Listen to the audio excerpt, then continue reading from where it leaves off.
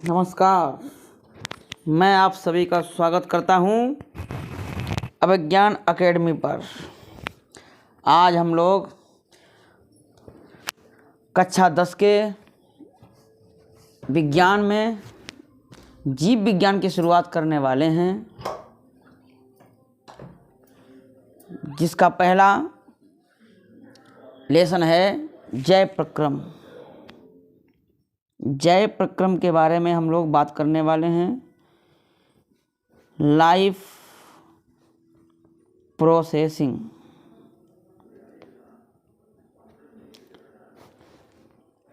इसमें दो शब्द हैं, एक है जैव और एक है प्रक्रम। जैव का अर्थ होता है जीव। जीव कैसे? सजीव। और प्रक्रम का मतलब प्रक्रियाएं, उनकी क्रियाएं। तो जीवों की प्रक्रियाएं जैव प्रक्रम। अब आप हमसे पूछेंगे कि सर कैसी प्रक्रियाएं? तो प्रक्रियाएं कैसी? प्रक्रियाएं हैं जिनमें सजीवों में पोषण हो सकता है, जिनमें श्वसन, जिनमें वहन और जिनमें उत्सर्जन।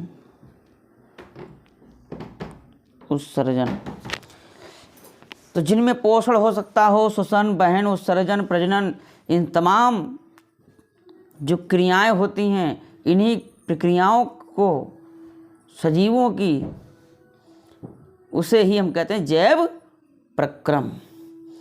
इतना क्लियर हुआ होगा।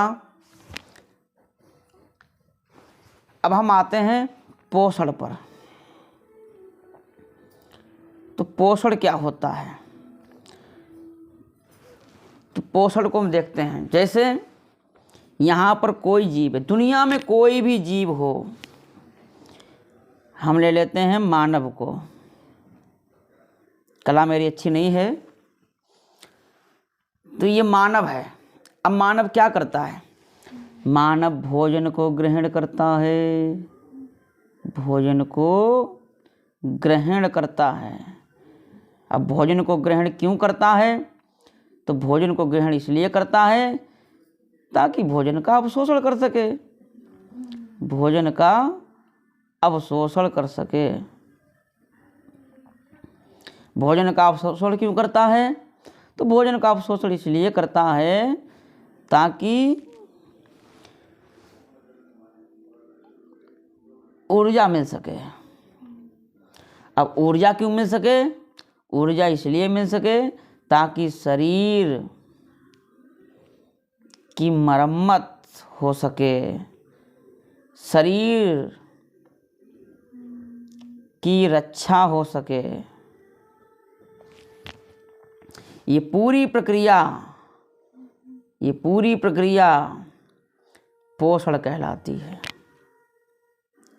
अर्थात हम परिभाषा के रूप में लिख सकते हैं कि भोजन को ग्रहण करके उसका अवशोषण करना तथा शरीर के अंगों की मरम्मत तथा उसकी अनुरक्षण करने हेतु जो प्रक्रिया अपनाई जाती है, वो प्रक्रिया पोषण कहलाती है।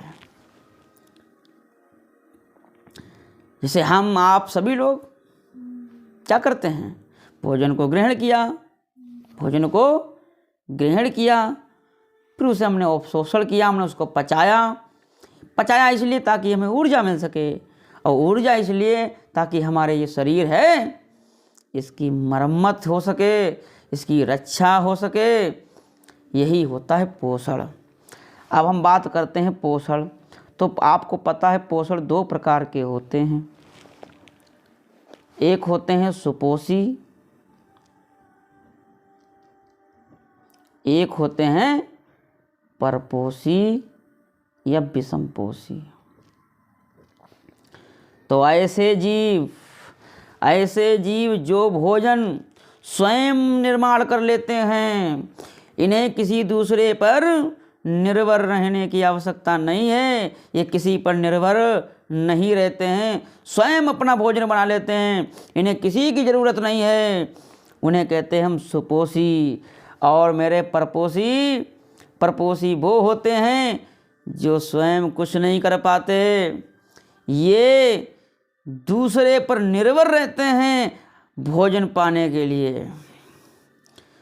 जो दूसरों पर भोजन के लिए या ऊर्जा प्राप्त करने के लिए, अपने शरीर को बचाने के लिए दूसरे पर निर्भर रहते हैं, उन्हें हम परपोषी कहते हैं।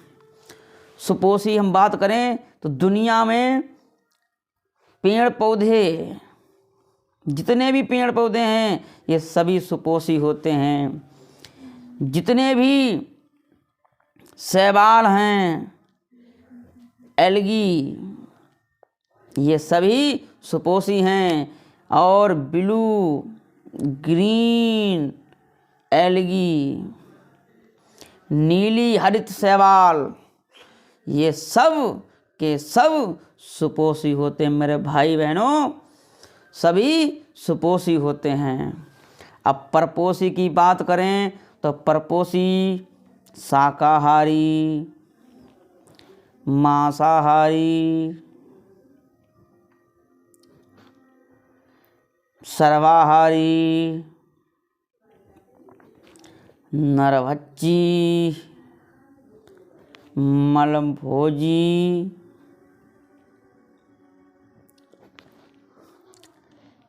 हार्बीवोरस,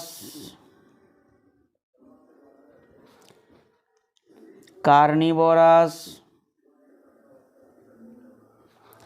ओमनीवोरस, कैनिबल्स और कैप्रोफैक्स, ये होते हैं परपोषी। अब शाकाहारी की बात करें तो ऐसे जीव जो किसी शाक पर निर्भर रहते हैं, जो सब्जियों पर निर्भर रहते हैं, जो घास पत्तों पर निर्भर रहते हैं, वो शाकाहारी कहलाते हैं। अब मांसाहारी वो होते हैं जो मांस पर निर्भर रहते हैं, जो मांस खाते हैं, उन्हें हम मांसाहारी कहते हैं। सर्वाहारी वो होते हैं जो शाक भी खा लेते हैं और मांस भी खा लेते हैं, उन्हें हम कहते हैं सर्वाहारी, ओमनीवोरस। और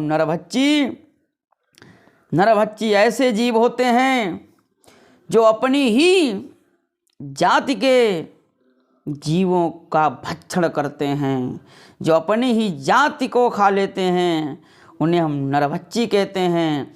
और मलभोजी ऐसे जीव होते हैं, नोट करना, मलभोजी ऐसे जीव होते हैं जो अपने या पराए किसी के भी मल का भोजन करते हैं, मल को खा लेते हैं, उन्हें हम मलभोजी कहते हैं। शाकाहारी की बात करें तो हिरन, बकरी, गाय, ये शाकाहारी की श्रेणी में आते हैं। और मांसाहारी ऐसे जीव होते हैं जो मांस खाते हैं, जैसे शेर। सर्वाहारी वो होते हैं जो दोनों खा लेते हैं। इससे बड़ा कौन होगा? मानव ऐसा जीव है जो शाक भी खा लेता है और मांसाहारी भी होता है। कुत्ता सर्वाहारी। और नरभक्षी की बात करें तो सांप जो अपनी ही जाति को खा लेता है, मछली जो अपनी ही जाति को खा लेता है, नरभक्षी कहलाता है। और मलभोजी जो अपना या किसी और का मल खाता है, जो मल पर निर्भर रहता है, उसे मलभोजी कहते हैं। इससे बड़ा एग्जाम्पल क्या होगा? सुअर किसी का भी मल मिल जाए खूब खा लेता है। और खरगोश एक ऐसा जीव है जो अपना मल भी खाता है, अपना मल खा लेता है। और खरगोश की बात करें, ये अपना मल क्यों खाता है, इसकी मजबूरी होती है। जिस प्रकार हम लोगों में हम एक बार भोजन ग्रहण करते हैं और उसमें जितने भी पोषक तत्व मिलते हैं वो सब रक्त में मिल जाते हैं, लेकिन खरगोश हमारा ऐसा प्राणी है जिसके साथ ऐसा नहीं होता है। इसके साथ पहली बार केवल भोजन पचता है और जब वो दूसरी बार अपना मल खाता है तो वो